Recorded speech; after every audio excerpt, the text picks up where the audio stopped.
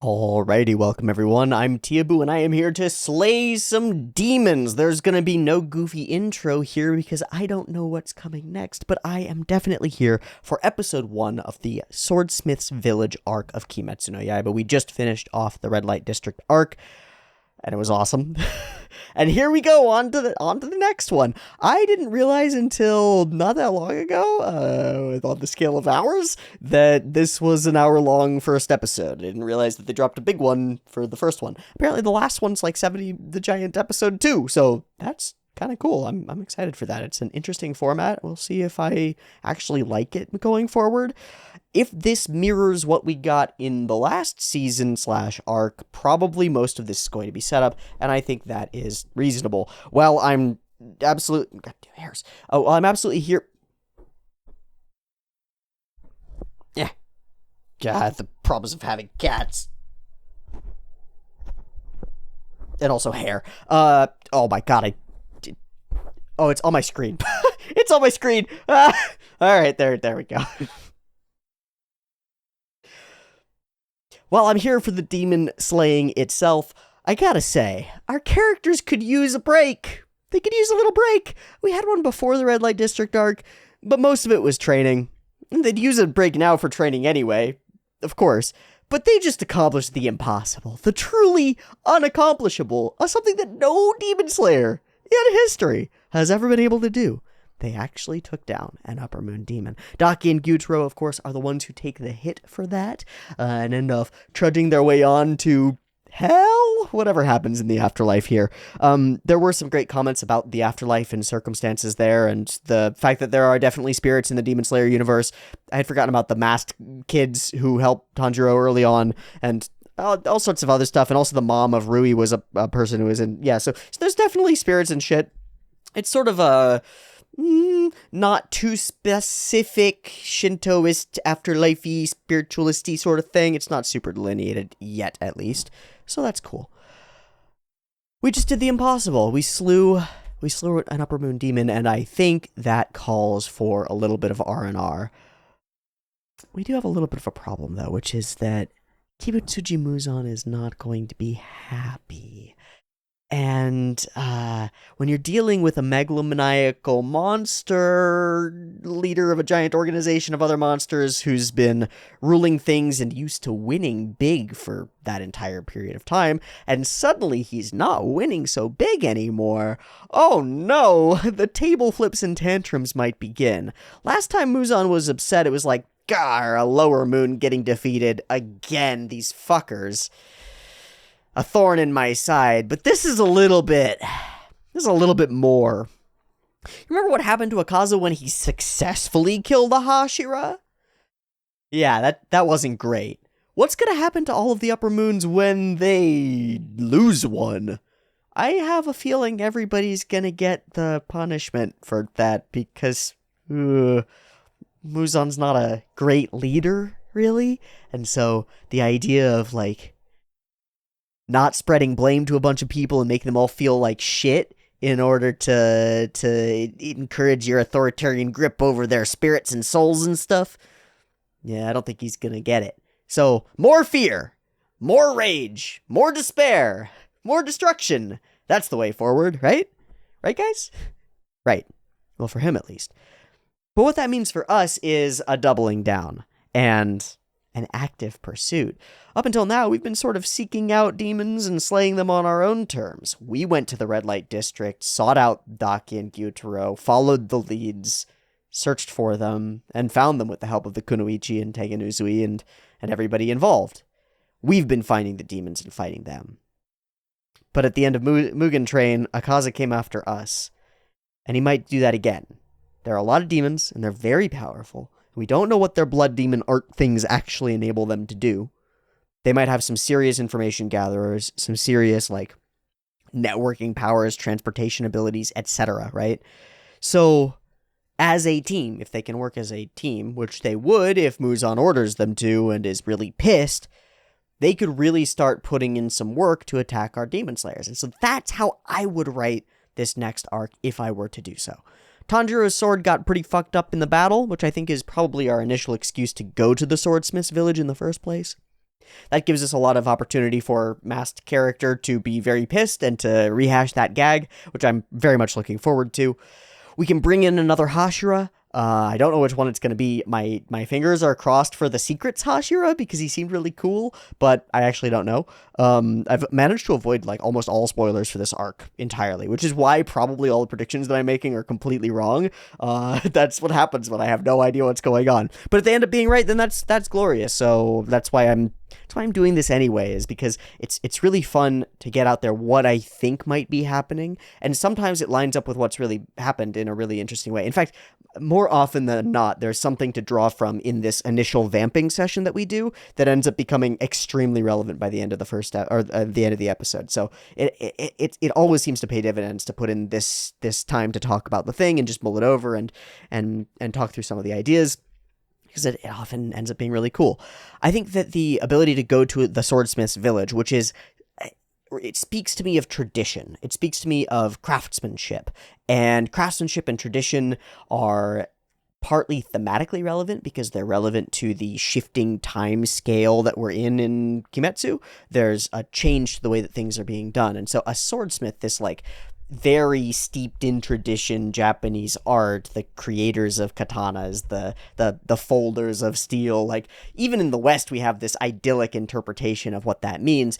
That wraps all that into the Demon Slayer arc, and it was really pivotal when Tanjiro got his Nichirin katana, and it's really an important part or an element of what makes each Demon Slayer a Demon Slayer. It's like, if you were gonna write an OC for your own Demon Slayer character, one of the first things that you would come up with is like the pattern on their cloak and what kind of cool pattern they'd have on their sword when it changes color, right? Because that's like the thing. It's the thing. It's what happens. It's the thing. So it's like, it's the Bankai from Bleach, it's the special techniques and jutsus from Naruto, it's the thing that, or even the headband from Naruto, it's like a symbolic representation of tons of stuff. It's also curious whether we're going to be able to fold that Tsuba in, because we've been gifted a piece of a sword that needs a sword to be attached to it. The question is whether we're worthy of that. Like, I don't know. And will Tanjiro think himself worthy of that? Certainly he's not like a fire wielder in the sense that he would take that from Rengoku. Like that's a lot to carry. So we'll see. I'm really curious. But there's an element of this arc that could, because of the swordsmithing aspect, delve into and expand upon some of the lore behind Demon Slayers themselves, where they come from, and also people who are craftsmen and keep traditions and keep the old ways of doing a thing might keep old memories and histories about how that thing was done. You imagine if this swordsmith's village is the swordsmith's village that has been making Nichirin katanas for hundreds of years, then probably somebody in this village is the descendant of the swordsmith that made the sword of, well, first off, maybe of Tanjiro's father, but more importantly, of the early sun breathers, enabling us to get our little sneaky noses in all the lore stuff around sun breathing. Because I want to know more about it. We've set it up. It's already here. That would be great. Mix in. So we've got all this like mystery, history, R&R, and fun times, which the show has to have because it's got to keep that pace going. And then you throw in Muzan on the active move, showing up in what should be a safe location and beginning demon attacks. That's my set of guesses as to what might go down in this arc. I'd also love for there to be a blacksmith's daughter. It's such a classic trope, to me at least, the blacksmith's daughter. It would be great. It'd be great. I could see it being a romance interest for Inosuke. Random predictions. I don't know. Beyond that, I think I'm completely wrong about everything about this arc, and I'm happy to be. I don't care. I'm fine with being completely off base, but Tanjiro's journey continues. He's had some cool stuff happen with his tattoo scar thing that's become a mark of fire. Very neat. Nezuko's blood demon art is the ability to completely eliminate other blood demon arts. Very useful. Very, very useful. We found out some sneaky secrets about demonification. Turns out Kimetsuji Muzan is not the only one who's capable of doing it, because that other upper moon was able to do it himself. And we saw Akaza enter the multi-dimensional super fortress of doom thing, where Kibutsuji Muzan plays a single note on the, I believe it's a koto, and time to flip upside down and get scared, because things get scary when you're in here and Muzan is pissed, and he is going to be so beautifully pissed, and I'm so excited for it, and I really hope that we show all of it, because it's always been so beautifully, delightfully, deliciously terrifying and creepy every time, and I enjoy it. I enjoy it a lot. That's the thing. Those are the things that I want. History, comedy, terror, some action, but I don't mind if there's not much action in this first episode. I don't care. We gotta do the setup thing. In fact, if there's a little bit of a break, that's fine. It's fine. Look. We just came off of like a 6-episode streak of absolutely no holds barred, balls against the wall and smashed deep into it. Kino insanity. Light show, laser beams, scythes and slashes and explosions and dust clouds and flames and blood everywhere and lost limbs and exploded cities and fucking insanity. I could take a break, man. I could take one. And I'm sure that our Demon Slayers could too. So I hope they get one, at least until Kibutsuji Muzan goes on the offensive and starts causing some problems. That's my set of thoughts and vamping and randomness here at the beginning of Kimetsu no Yaiba Season 4 or 3, depending on which side of that you fall under. I don't care. I'm so excited. I like this show a lot. People keep complaining in Discord and comments and elsewhere. I keep seeing people are like, it's sort of like dumb. Yeah, so? And? Your point? What are you talking about? This is anime. We're all fucking idiots. We're all fucking weirdos watching cartoons. What do you think is going on here? The dumber and simpler that it is, weird and paradoxical, but the dumber and simpler that it is, the more it matters. Sometimes.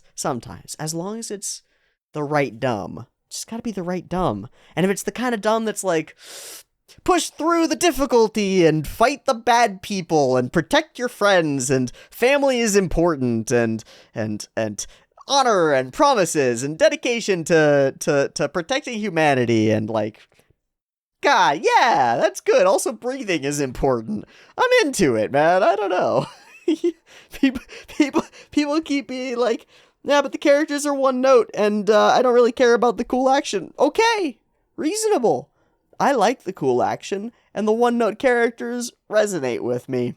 Also, the storytelling I find really solidly compelling. I know that it's like, oh, but it's such a simple story beat. The protagonist overcomes the enemy. I've seen it before. Oh, you've seen it before? Amazing! Crazy. You'll never watch another story like that in your life. Never again. I'd like that story to be, like, a part of my life, and so I'd like to watch more elements of it and more representations of it so that I can continue to reinforce within myself the ideas that representation blossoms and blooms. Because those ideas are really applicably useful in a way that, like, standing in front of a mirror and saying affirmations isn't, but watching a character struggle through things that you can relate, even through layers of analogy to your own life, and seeing them make the decision to be like, I'm going to push through the thing and do what's hard because I have to, because I should, because I must. That's really, really useful to me. And I know that it's useful to other people. It materially changed my life years ago. It has continued to materially change my life over the span of my life, and it continues to change the lives of many, many people. There are, and this is so silly to say, I know to some of you, because you're like, but it's a dumb cartoon for children. Yeah, and there are millions of people, children and adults, for whom this is like a core foundational element of their character. Not just who they think they are, but who they actually are. Is related subconsciously, unconsciously, without wanting to even. They'll draw from elements of the stories that they've seen and experienced in order to make their own life decisions. In order to choose. And it's spectacular. It's spectacular. It's amazing that that can happen. People will take risks because they've seen people in stories take risks and be rewarded. People will overcome hardships because they believe that they can, and they're inspired by the beliefs of fictional characters.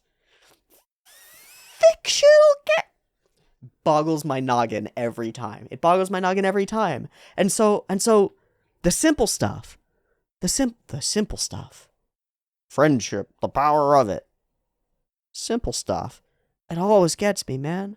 Tanjiro just being a good boy who's got compassion for people, but is willing to do what he must in order to survive is like, that's the straight and narrow path.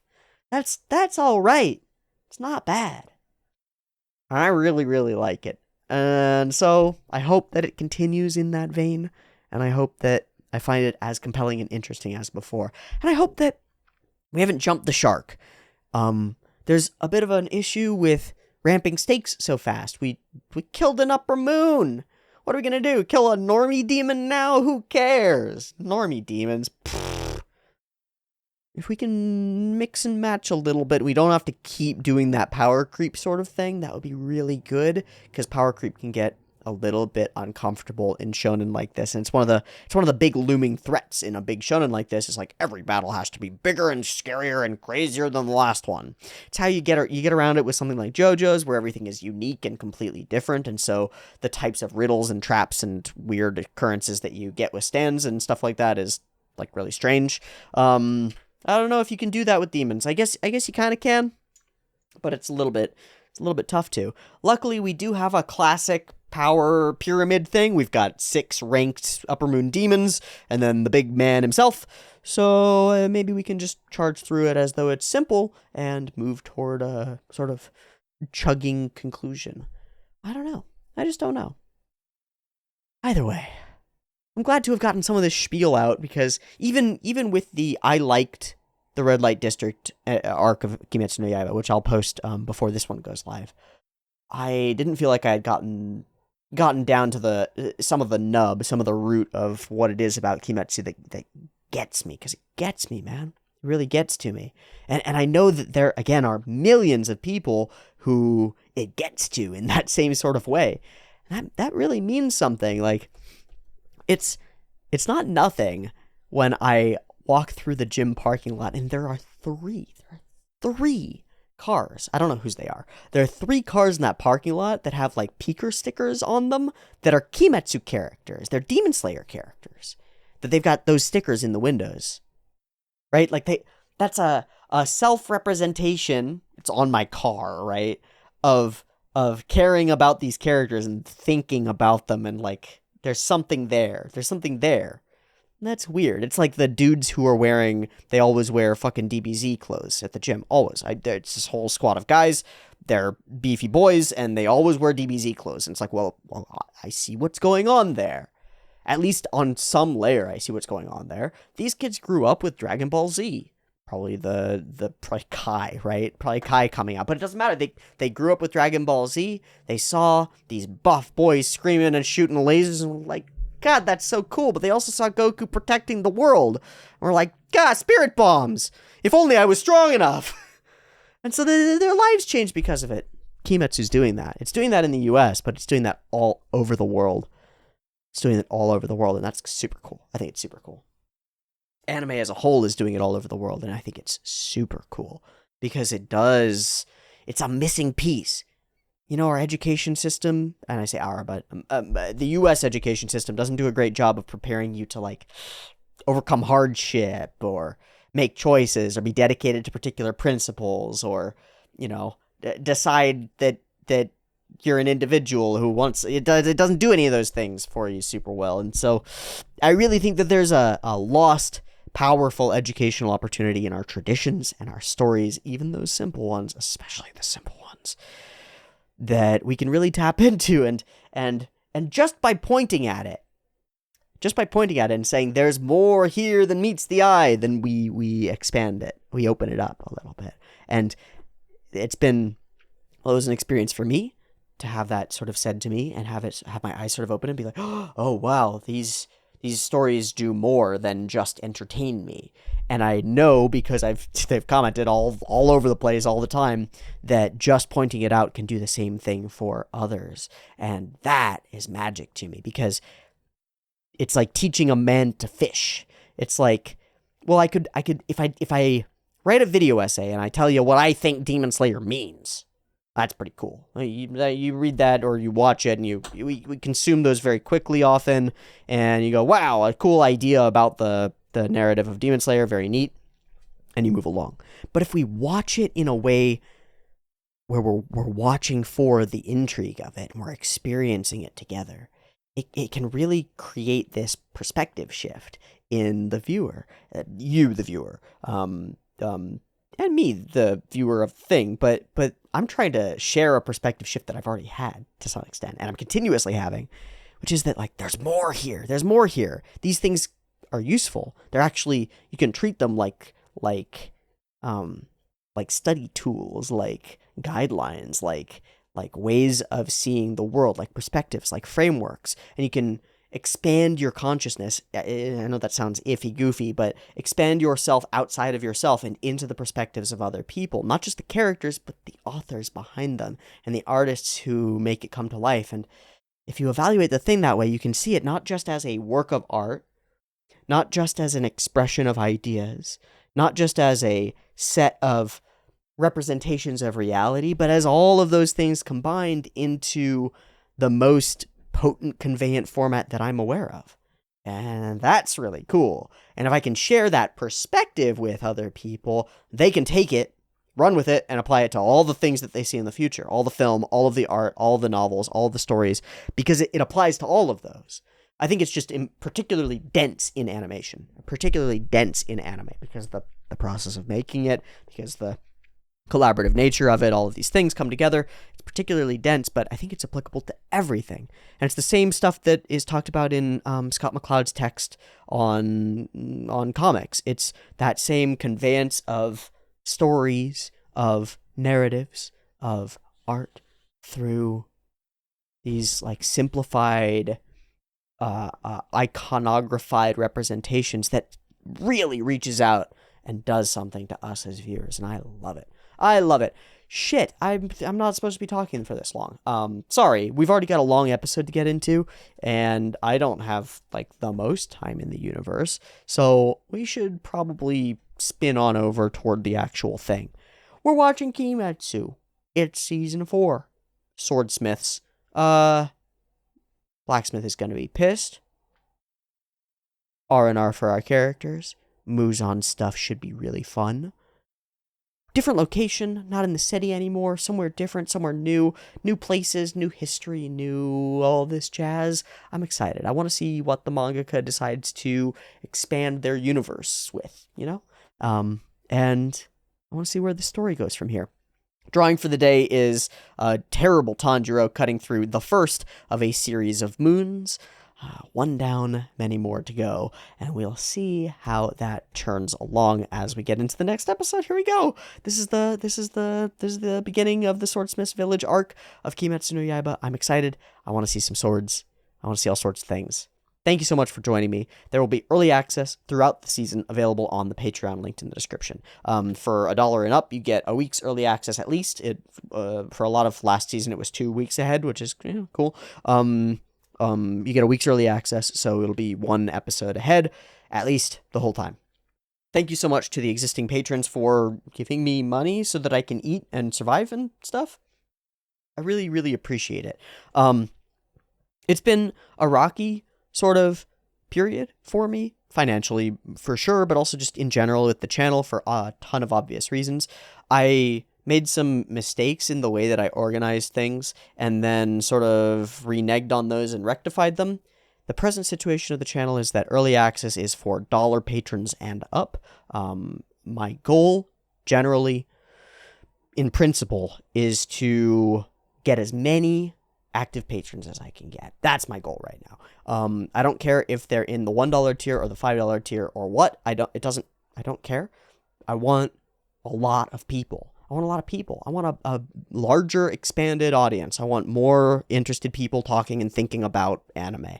So if you want to join the Patreon, it's $1 a month. And it unlocks all the things for the most part. At present, the 5 and up patrons just get the shout outs at the end, and I don't think that's enough, but I don't know what to give other than that. I don't want it to be early access. I don't want it to be exclusive content, really. I'm not sure. For now, it's $1 for all the things, so come on and get it. Come on and get it. And I have a feeling that the channel is about to get a little bit exciting, because there are some very interesting shows that are either on the back burner and about to become on the front burner, or are about to start airing, and whatnot. And so we're going to have a couple of bangers going throughout every week, I think, for a little while, and it should be very exciting. So get on board. We're going to head that way for the foreseeable future, and persevere against hardship, and smile in the face of in the face of difficulty. Grit our teeth, breathe in a recovery breath, and watch a bunch of anime, enjoy ourselves, move forward. Here we go. Demon Slayer Season 4. Someone's Dream. That's the first time that I'm seeing the title of the episode. Someone's Dream. Whose? And what will they be dreaming about? I don't know. One sec. And we're all set. Beep beep timer for episode 1 of season 4, Swordsmith's Village.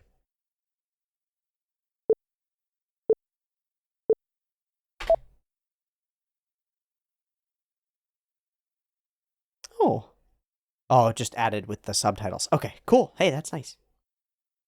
As you can see, I am using the Tenrai Sensei subs because they are out. They're not out for the whole season, but I'm hoping they're like 8 of them are or something.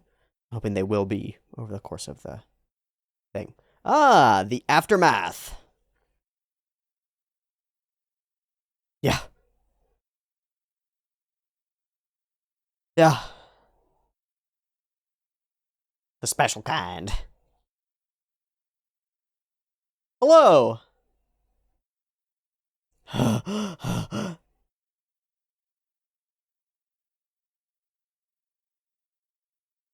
Mm.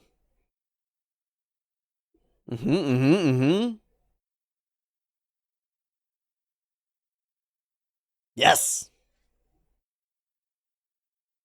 Hmm.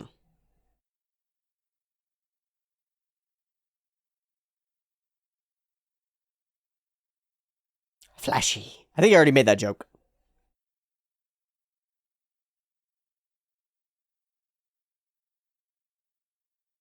Ano otoko. Ugh.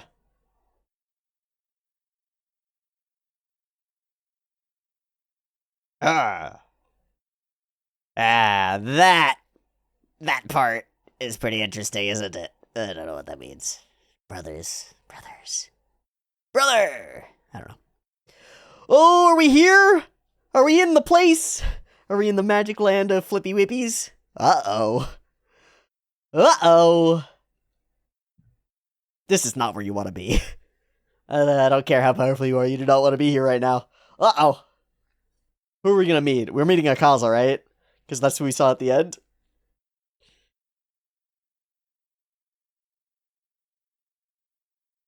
This is very cool. It's a very cool space. Hi, Akaza. How you feeling? Feeling threatened?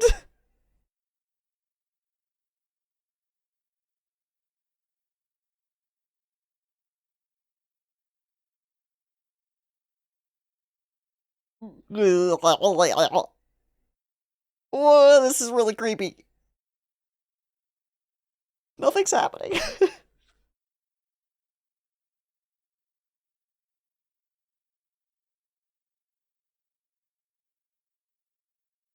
Tension. Uh-oh.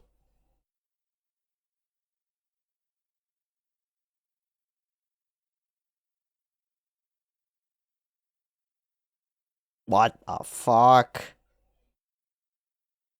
Was that anger? Or fear? Or... I don't know. Oh my god. Just flying through the space. Whoa! We've never seen that.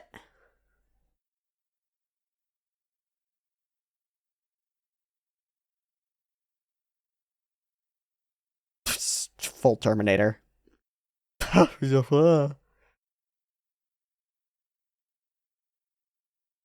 Just totally knows where to go. This is so cool. It's almost cyberpunky.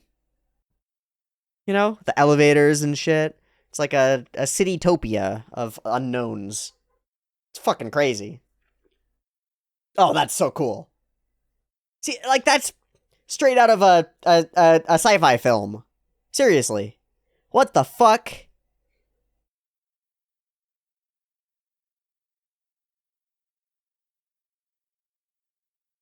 Who built this? Ah! Hello.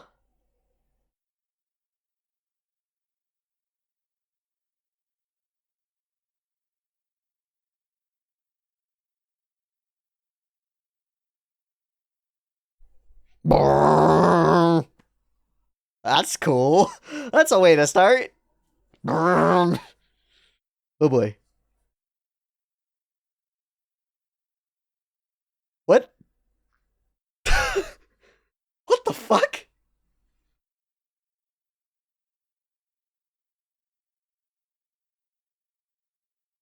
Went with a Sama.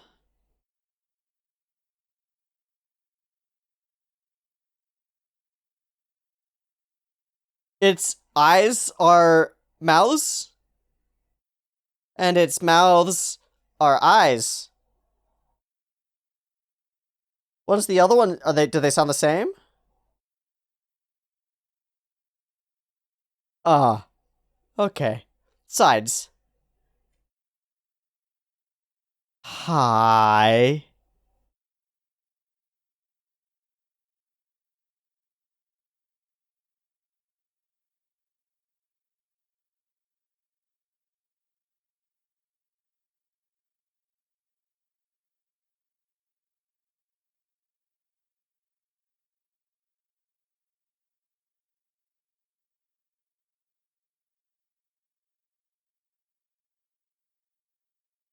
Do not. Don't know. Oh, I don't think so. The lights fade. Okay. Hi!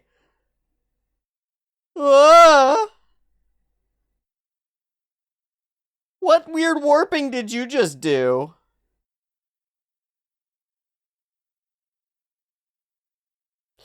The the way everything like falls apart and is continuously broken. Holy shit.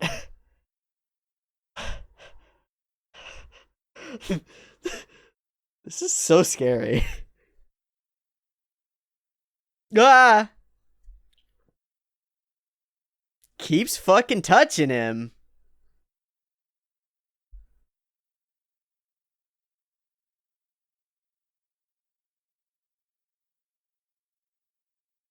He's the worst. Huh? Stop fucking touching me.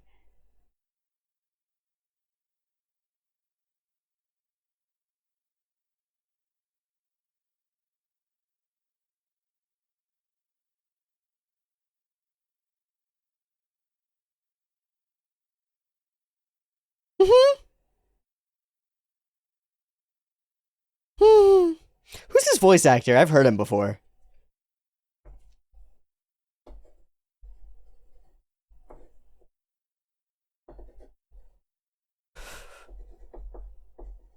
Is he? What does that mean? Who is he? Hello. Hi. Oh shit, what? Dude, that's not good. What the fuck? Wait. No earrings, though. Okay, I'm really quite curious. That guy looks very familiar, right? Am I wrong?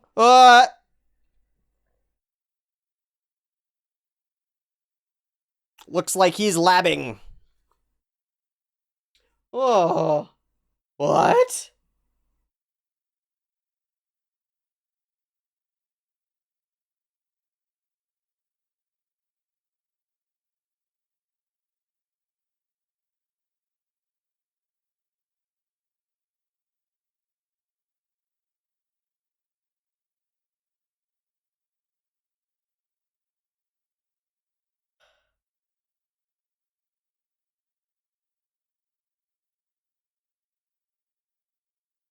Oh.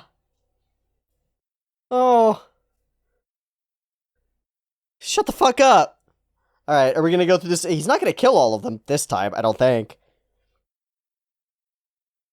Oh. Okay. Ah.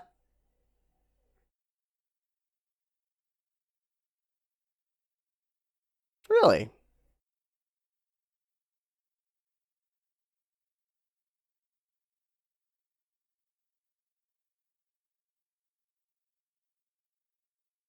You got something else going on?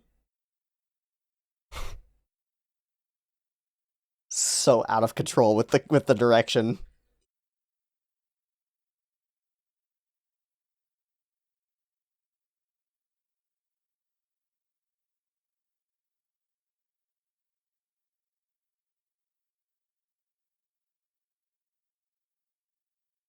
Huh.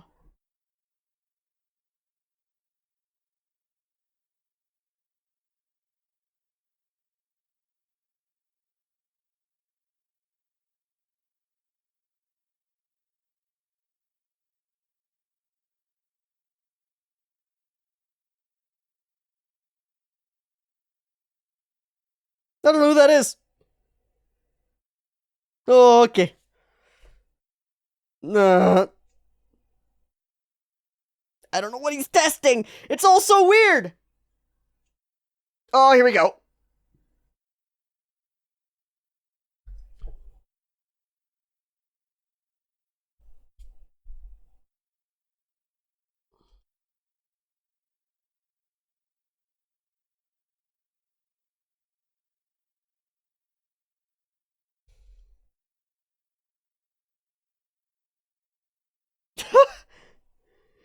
Oh, he's so pitiful.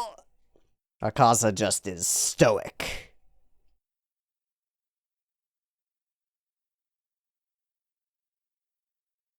Is that Kagaya? It must be. Oh well.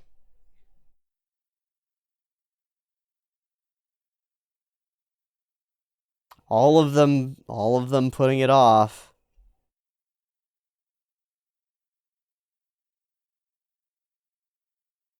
Dude. Dude.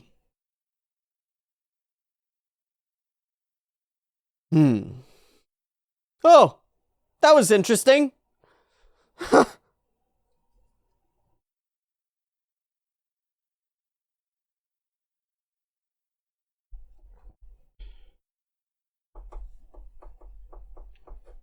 Dorian Gray, you might say. Mm-hmm. What do you lose? Oh my god, of course.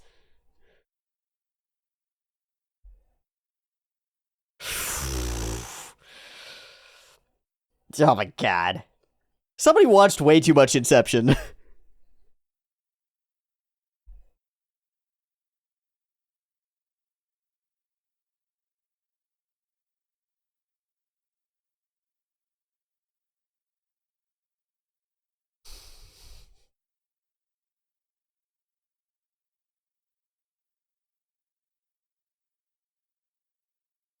Ah, you can have this back. Go, my little useless ones.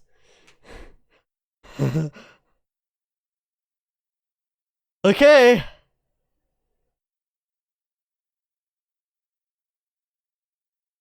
Which one is Hantengu? I don't know which one Hantengu is. That would be upside down based on that. Oh, wow, that's so crazy. Oh, that one's Hantengu. Okay, so Scaredy Cat and Jar Slug. Scaredy Cat and Jar Slug are coming after us. Okay, Jar Slug. Nope. Stop it.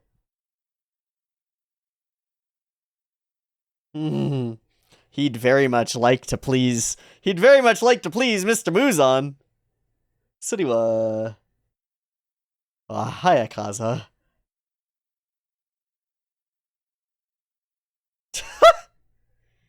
Fuck. Did you get asked to do anything? So terrifying. Oh. He's like a dad, dude.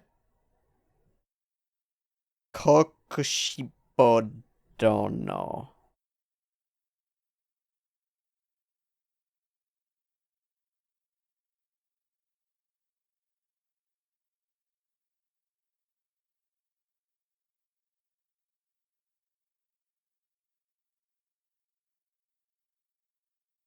This guy's a former demon slayer.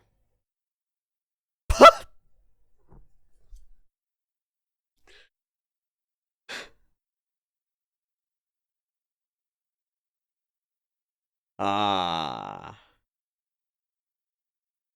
That's a hell of a hilt.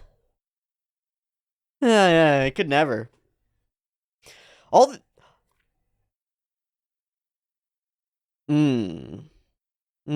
of course that gets his goat. Yeah. Good God. All these demons think that they're demons, except this dude thinks he's the cute character in a boy band. Like... I hate him. I don't want to be your fucking friend. Stop calling me a subordinate. Dude, he's got the fire. Dude, he's got the fire on his chin. Oh my God, he's all eyes. He's got it all up in there and he's all over here. What the fuck? That's why we hit his face this whole time? Dude, what the fuck?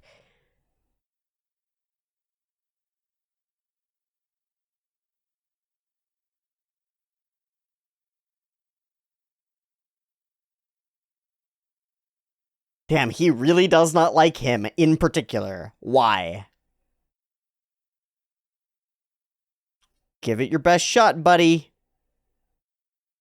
Huh? No fanfare. Just disappears. Okay. Cool. Yeah. Oh, terrifying.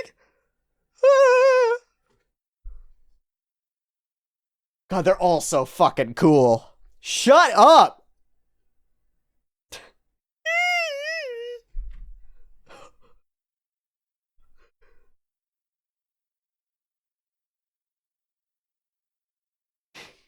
Get the fuck out.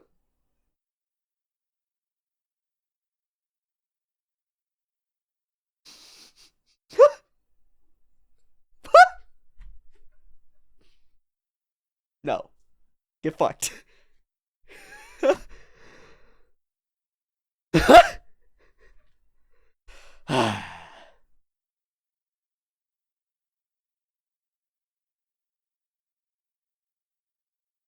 Okay. So lonely. Yeah, because you're the worst.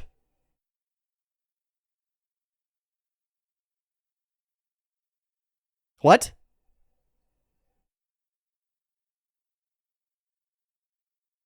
What is he about to what is he about to turn into? What the fuck? Your disciples? Founder of what? Oh, hi. Hi. Definitely looks like our dad. Who also very much looks like number one.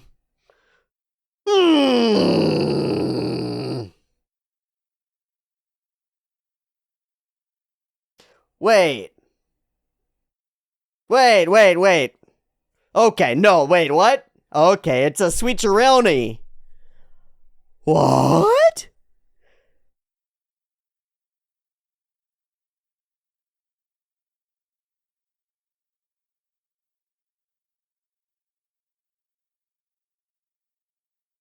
This is Tanji Dad. And this guy saved his life.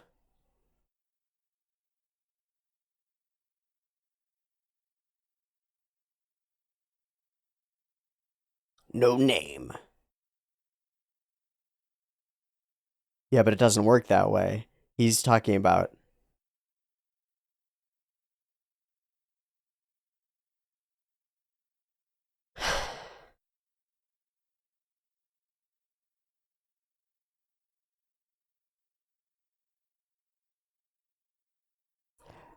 Masters.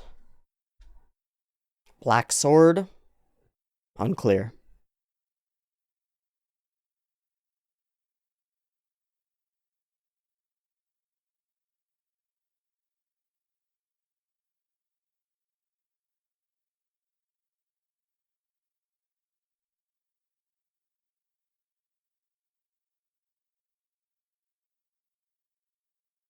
A life of regret.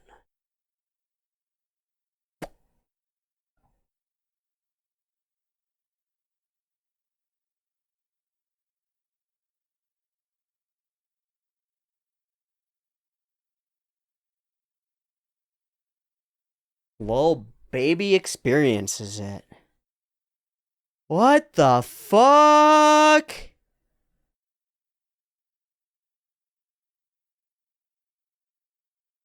And he wears his earrings.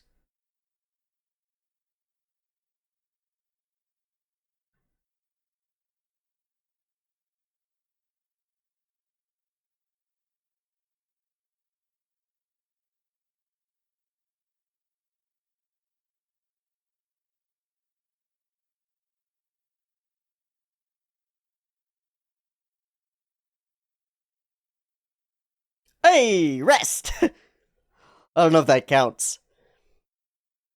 That is the face you want to wake up to. Everybody ships it, don't they? Everybody ships it. She's so glad. Someone's dream. Whose dream? My dream. Holy shit, that dude is the #1 now. All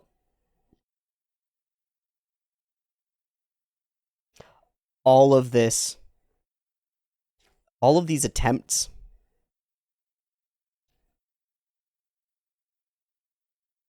Huh?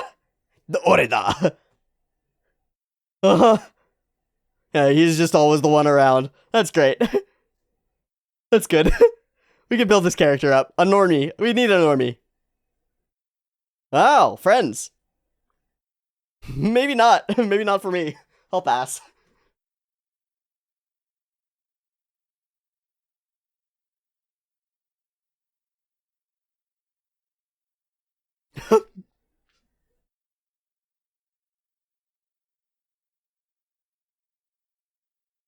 Top tier cake.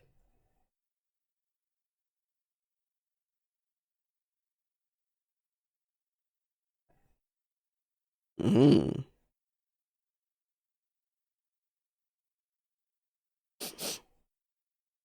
Castella.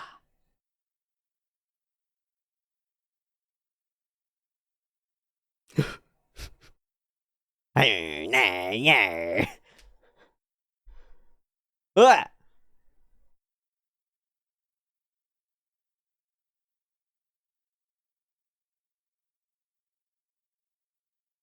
I wonder if this will be an echo of the other power dynamic thing.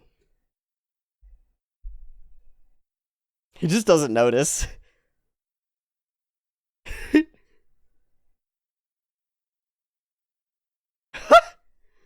just completely doesn't notice. Ah!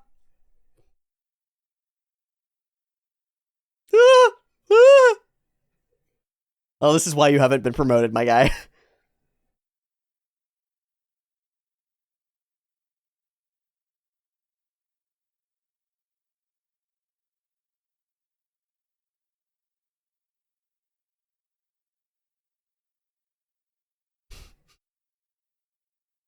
Hmm.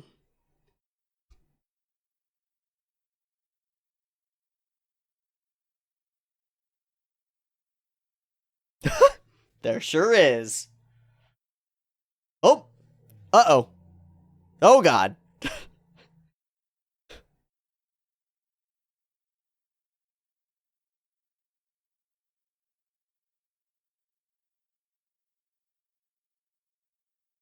Mm-mm-mm. Mm-mm-mm. Yeah, you wouldn't have made it, Aoi-san. You would not have made it out there, man. I believe in you. I believe in you, but you wouldn't have made it. Neither would Tengen Uzui. Something terrible. Okay. Of course. Sucks for him.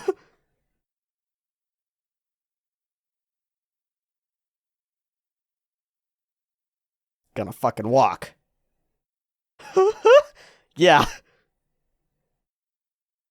Nah,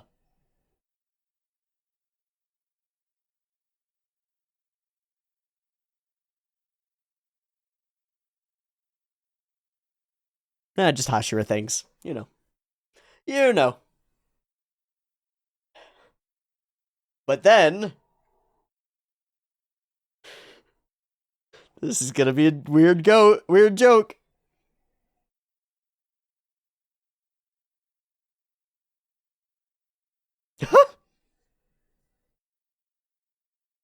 Cause he's dead and all. The slow turn.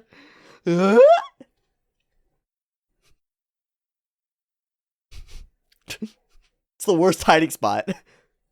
Yeah, it's the worst hiding spot. I'm looking right at you, man. Ow! Ha ha! Victory is mine.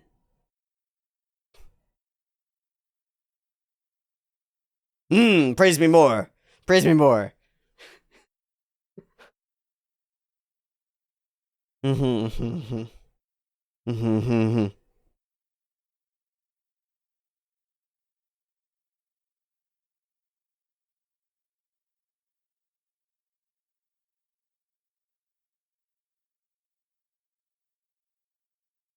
Honey Badger don't give no fucks.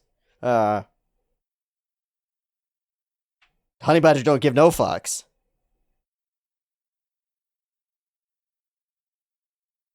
Stupid animal.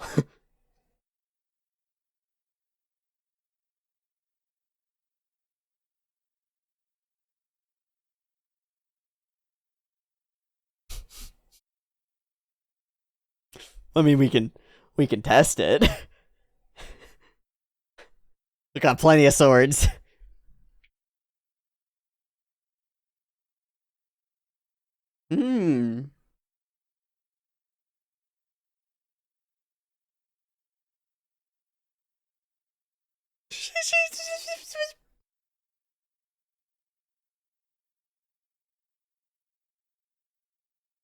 The loudest she's ever been. Oh.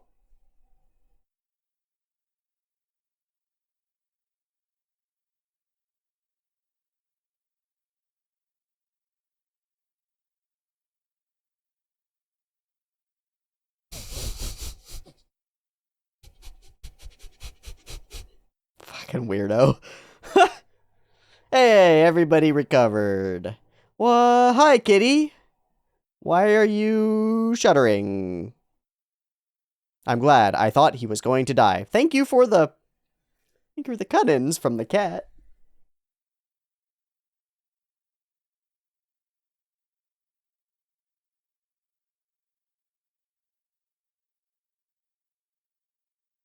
Two months, 1 week. Not bad. Not bad recovery.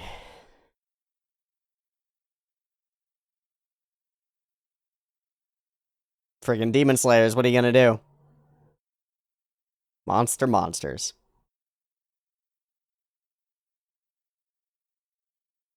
Yes, you are. Okay. They're splitting them all up and setting them. Oh God. Gotta have a whole team to drag in there.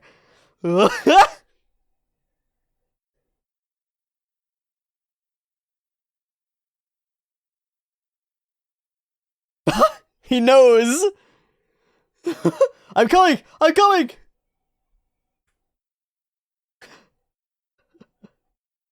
Yeah, good. As you do. How is all of this lovely stuff gonna go terribly, terribly wrong?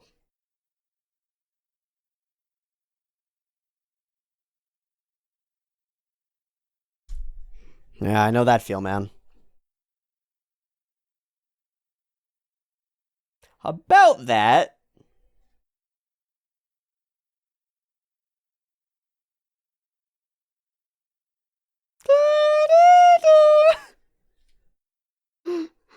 It's a pile. It's all, oh no. Oh, oh. Death threats. Now those look great.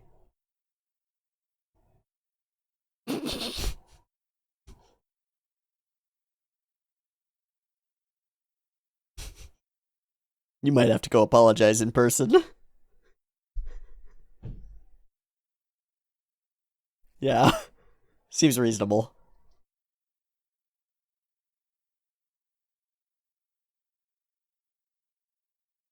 The village, you say?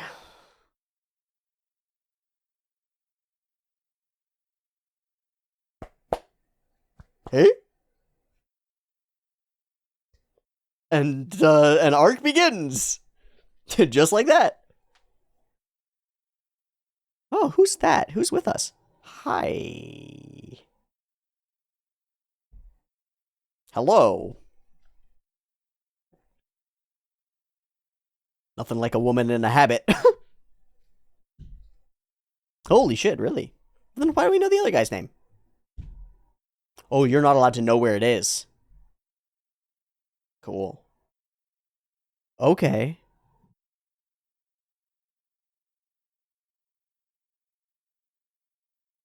Hmm.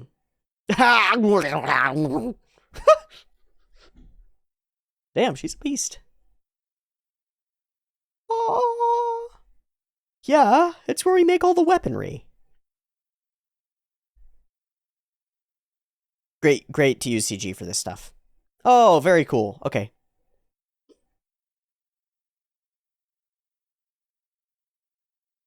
Oh.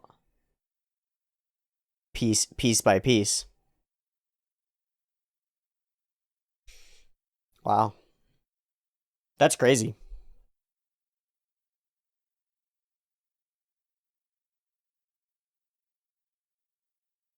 That's crazy.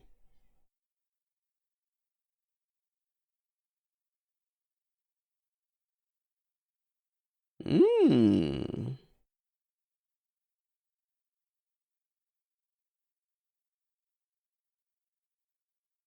Oh. You're just in McDonald's in New York. What the fuck? Where am I? Another gate, another threshold, and another location to explore. A little teeny tiny village. Where's the water wheel? Where's the water wheel? Where's the river? You don't set up a fucking blacksmith's village without no river. Nuh-uh. Ah, that could do it. Ooh, that could become some fun, some Savisu opportunities. Hang out with some cute kakushis. Peace. How do you know how to get home? Thought you weren't allowed to know where this place was. Oh well. Hot springs! Oh shit! The Savisu begins! It's everybody's favorite waifu. Oh, and it's instant! Thank you! Praise the praise! Ah.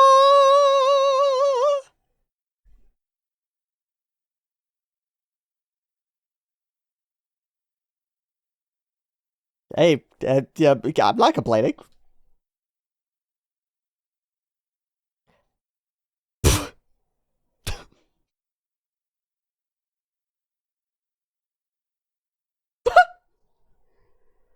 Oh no!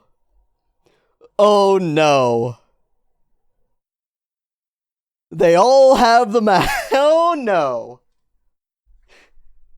Yeah, the hardest head.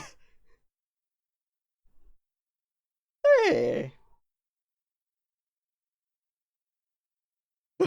Okay. Just goes for it. Love it.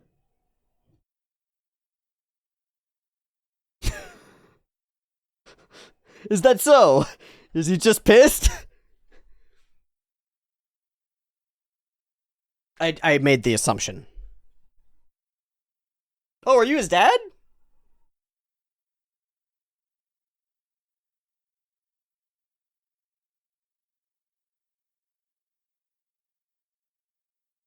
This old man is very cute. I know. We know.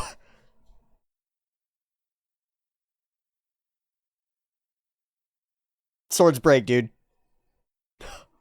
Oh, I see. So this is where it actually comes from. It's because it reflects back on him. Oh.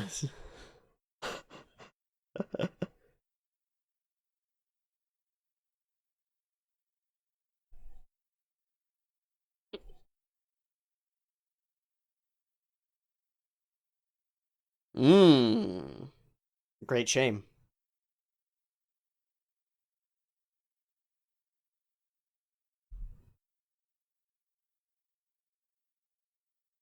Sweet. Bunch of hot ladies with weird masks. Ah, there you go. The smithing.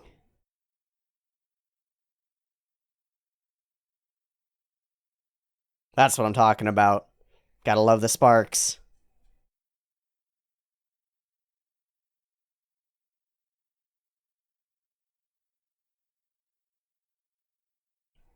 Yeah, but it's a craftsman's art. Sweet. Hemorrhoids. Bleeding piles. I mean, great. That sounds great.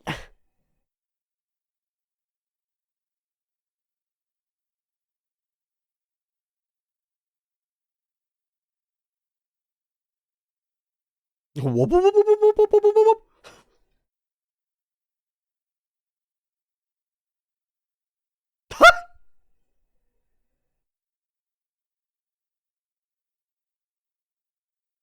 Too good a boy. He's too good. Couldn't leave it for the rest of us, man.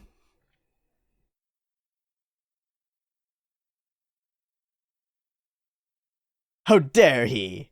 Wakanai no.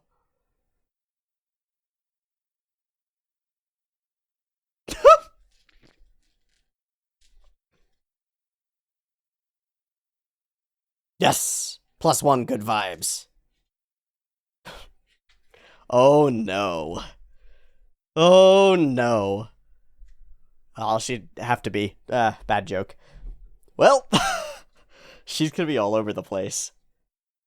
Nice catch. Nice catchy. Huh? Huh? Hey? Oh! It's that guy! It's that guy! Yeah, from way back when. What the fuck happened to your tooth?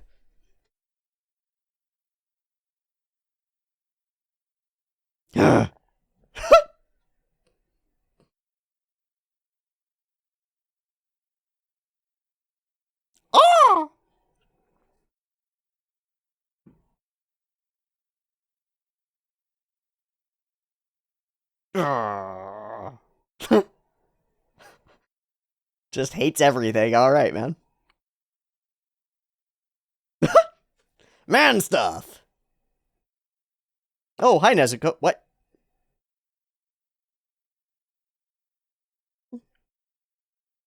A hearty eater. Holy shit.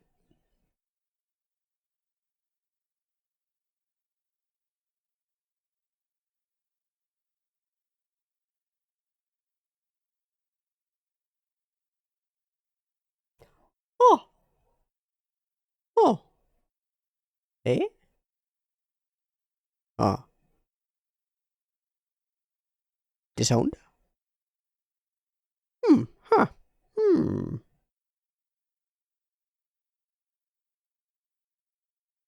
Well, okay.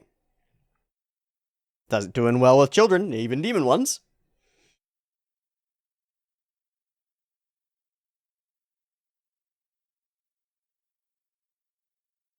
So tired of me. God.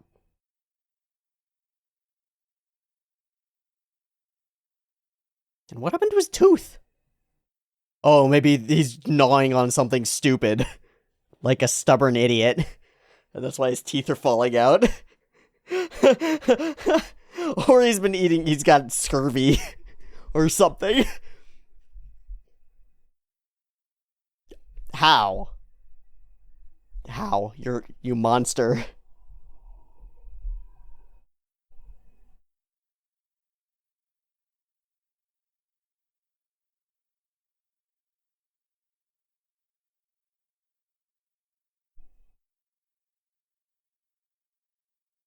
You joined a deadly squad of demon hunters in order to find a hot boy? Oh, okay. You want a strong boy, and so okay.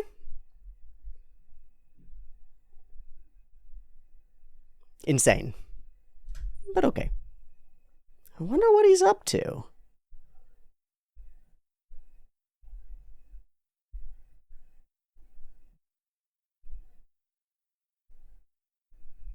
My senses tingle. Alright, we're gonna go after Genya, and something's gonna go spooky. Huh? You'll be leaving? I'd rather you didn't. Be nice to have Hashira around. Huh? Yeah! Sure did. That's one way to look at it. Except the second one that I'm gonna have to take down, because there's gonna be one right here, right now, really soon. Fuck. Shit. True?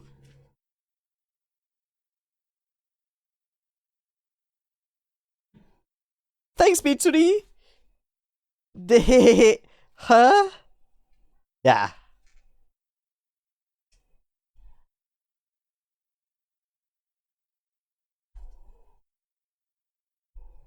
That's a way to look at it. But of course, moto moto. And aim for the sky.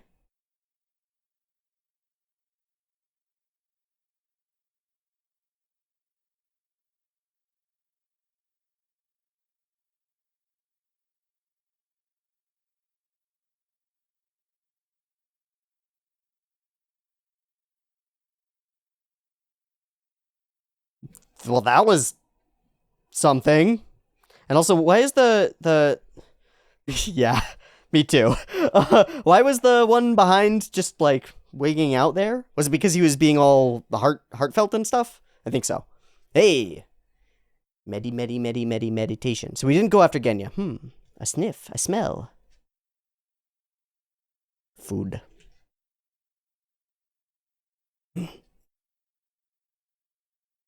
Sweet.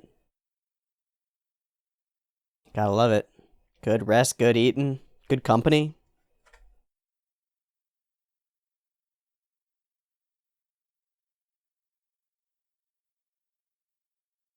Happy to. Love it. Exactly what I wanted. A break for the lad. Yeah, you too.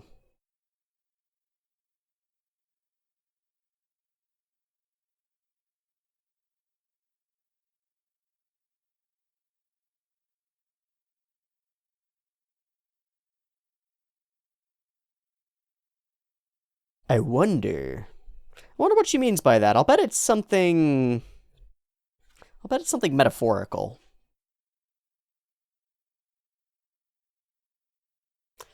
Mmm. Uh-oh. That's interesting. That sulfury smell. That means you can be snuck up on. Who dat? Oh, hi! That's probably the one that ignored her. Right? That's a Hashira. Uh-huh.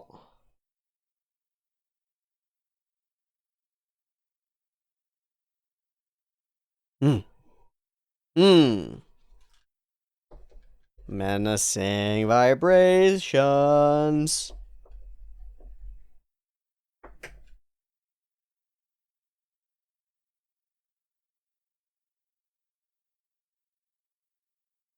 Calm.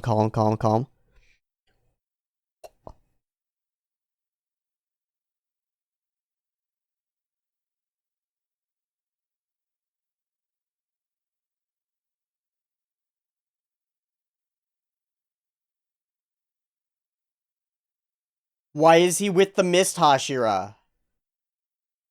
Why is he here? They sent the other two. Why is he with the Mist Hashira? Oh, I love that we do smithing for the AD. I assume this is the ED. It might be the OP. No, I think this is the ED. It feels ED-esque compared to the other ones. Holy shit. So that's our frame. They are all moving together, and they're moving right to left, so they're moving in the right direction. There's no at odds. Oh! History stuff. And a relationship. That was, he was carrying wood, so similar to a charcoal seller. Behind her own blade. Oh my god, she's so thick. Stop. What is your deal, man? What is that guy's deal? That's the question. Sweet. Alright, yep, it's gonna be Mr. Goopy Orb Boy. Oh, it's been with a mission again. Okay. That was a lot of slashes. Oh, and Creepozoid is gonna be doing rock things. Thank you, character designers. I mean, you gotta appreciate it when you see it. Just leave the button open. Ooh! Ooh. A gun. That was rad. Even in his bed, Master Kagaya clenches his fist. Will we get a Taisho secret? Oh, hey, and the gag came off. Oh, there is one. It's so many minutes away. That's okay. I'll just wait for it. I'll let it play.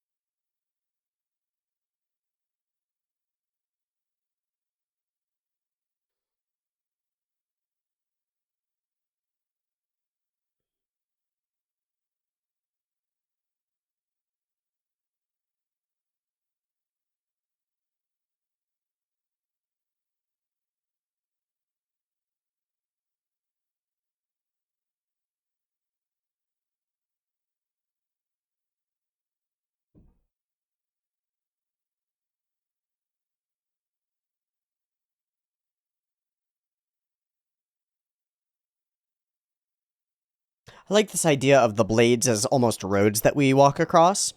It seems to fit for me.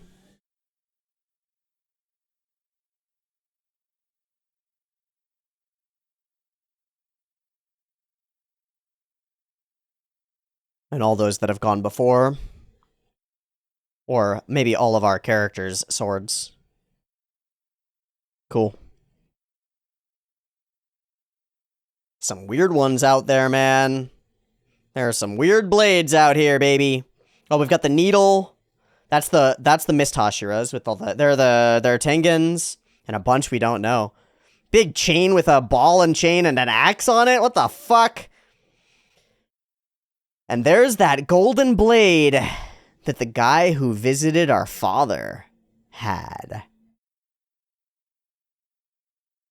Blade of the Sun? Fucking interesting. Is there going to be a Taisho secret? There is!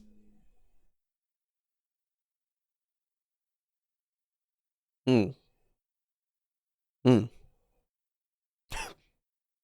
week.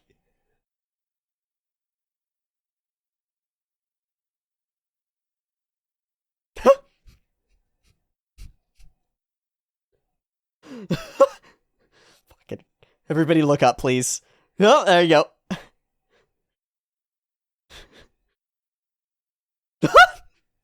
Come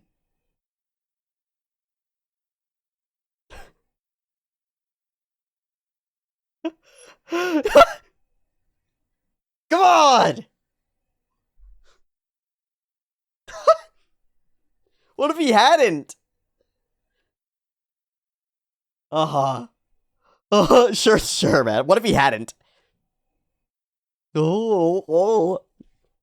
Yoriichi Type 0? Is that a reference? Is that a Nier Automata reference? Feels like it's a Nier Automata reference. Okay. Hey, that's a two-parter. Double lengthy episode-y. Alright. Let me just say, a huge portion of this episode, I could take or leave. I don't care. Basically from right here to right here. I don't care. It's about 10 or 15 minutes. That's, like, totally predictable. Nothing crazy or unexpected happens here. It's just the characters wake back up and then go back to their mission thing, and we introduce the idea that there might be a place to go with the swords, and then the idea of the swords, and then we get here, and then things kick off again, okay? I'm not really going to talk about this whole portion, because it's just the same stuff that we've seen before. Characters are relatively cute, gags are mid, and they're fine. I don't mind.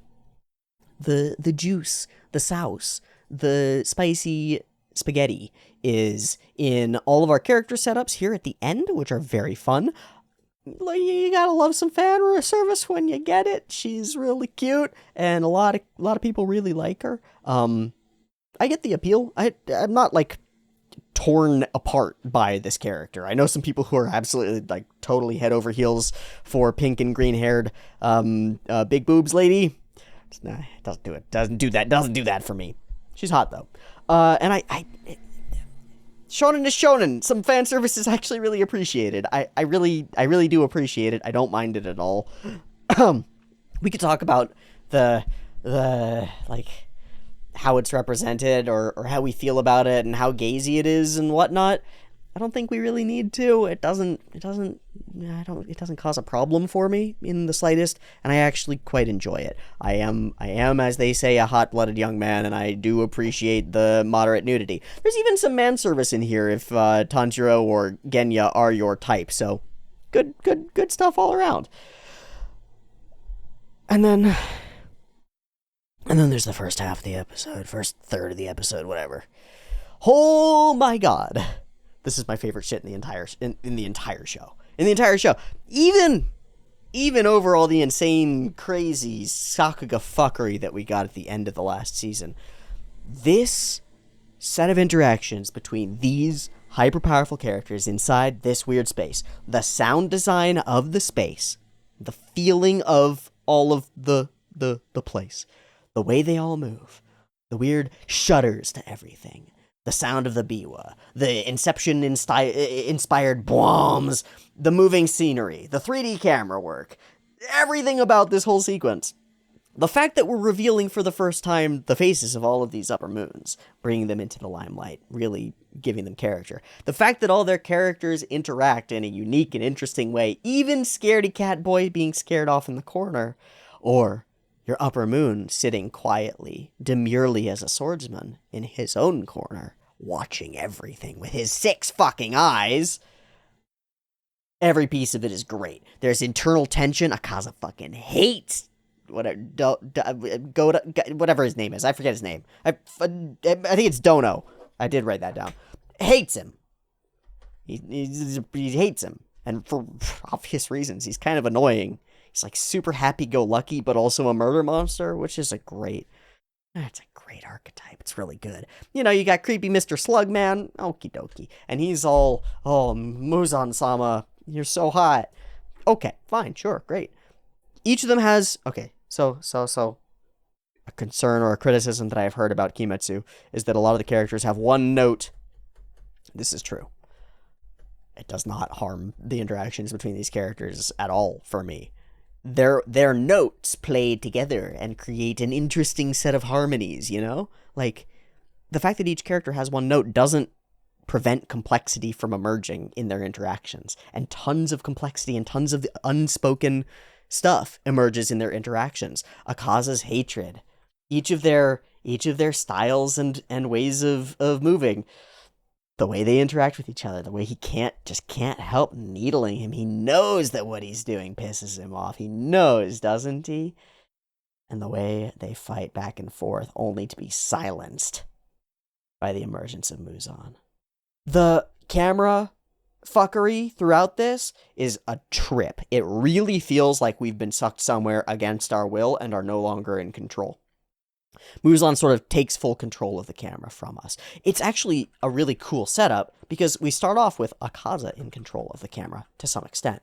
He enters this space and is thinking all these things and is somewhat in control of his movements, and then starts moving around and lands here, and things begin happening without our permission or really, like, without wanting to. My favorite thing about this is that it's really materially difficult to indicate a power, like that a character is powerful. How do you indicate that? Draw lots of spiky lines around them? Have them scream really loud? How do you indicate power? It's a serious question. People have answered it dozens of different ways, all over the place. In shonen battle manga, completely all over the place. This is one of the coolest depictions of a certain type of power, and it is power clashing with power. We follow Akaza into this space, and so we're in his perspective. We're locked into it, really, throughout the scene. And that's our intent. His perspective, as a powerful creature, gets warped and shaken by the emergence, appearance, and presence of each of these other moons. Each of them showing up causes something. He not only notices them, but feels them, senses them. And so in the same way that at the beginning of last season, Akaza presenting himself to Muzan and this powerful demon who we know, Akaza, being just shook and shattered and crushed into the ground by Muzan's force, is sort of the same idea. You use one powerful character to springboard off and demonstrate the power of the others. But it's these little moments of the camera shakes and everything becomes double exposed and there's a little warp to everything, and there's like a powerful entity has warped into your space and they ripple everything around them. Everything is like, it's a presence, it's intensity, it's pressure, right?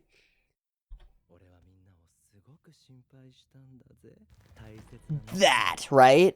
It's not just that, but it's emotion. It's feeling between these characters, and the music spins through it all and weaves it all together, and the bombs spin through it and create intensity throughout all of it.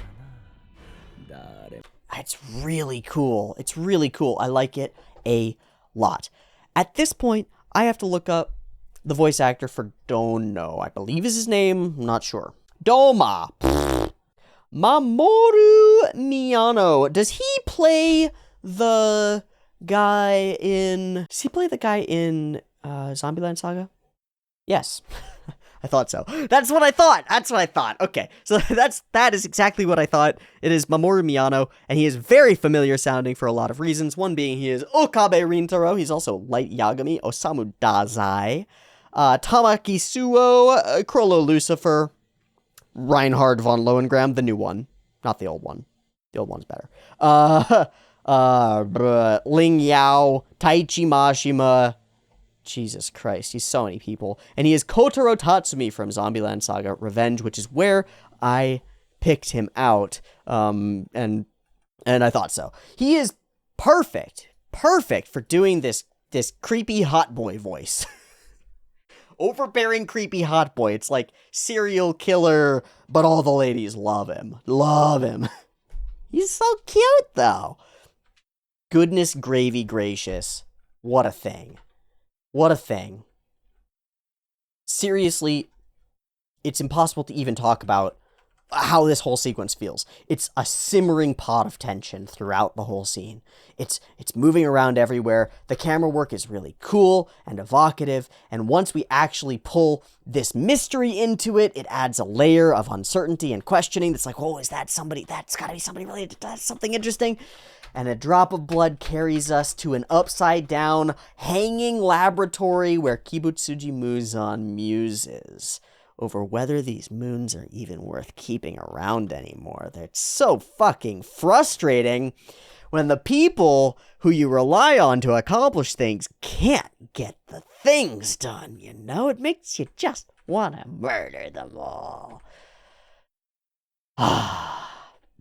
It's so fucking cool. It's so intense, and And it's all bolstered by the reveal of this Mr. Eye-Boy, who is just pure flames, a former sun breather, obviously, like, has to be.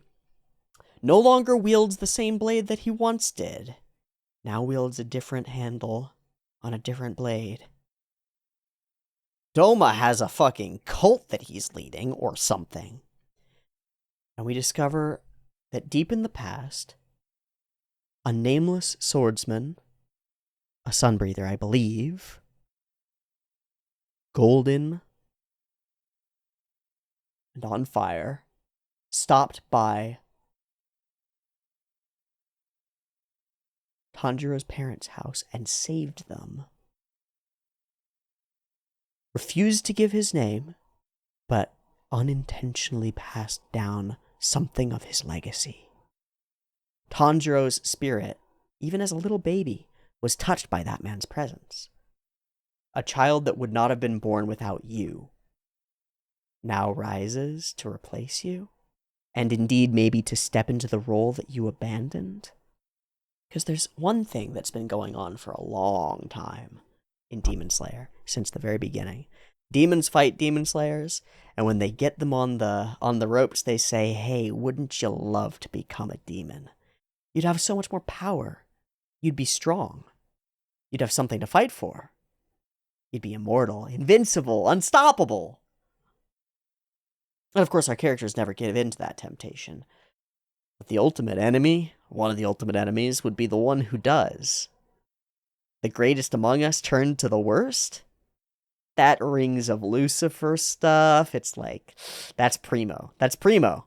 And then the idea that he's like a semi-parental representation of a forebear, one who has gone before and made the incorrect choice, and you get to follow along in the path, and then you come to the same crossroads and make the other choice, right? That's the stuff. That's the juice. That's the squeeze. That's it right there. Suddenly everything rhymes. Like, there's the potential for everything to rhyme. This character's impact on Tanjiro, unbeknownst to him, echoes into the future and causes the defeat of the whole thing by Tanjiro's hands. Not intending to, the last sun breather accidentally transfers his art to an unknowing child. The totally normal son of a charcoal breather, not chosen, not fated, not destined, but for some other reason. Yeah, that's the stuff, man. That's exactly it. That's where it goes. Everything in here is very fun. I love that we get to meet this one Kakashi and find out more about him. It fleshes out the core a little bit, which I think is good. The cat, the Zenitsu, the goofiness, and the run. All right, we run to the village. The village is cool. I like the village. The service is service. Anime titties are top tier. You gotta love them when you get them. Can't complain.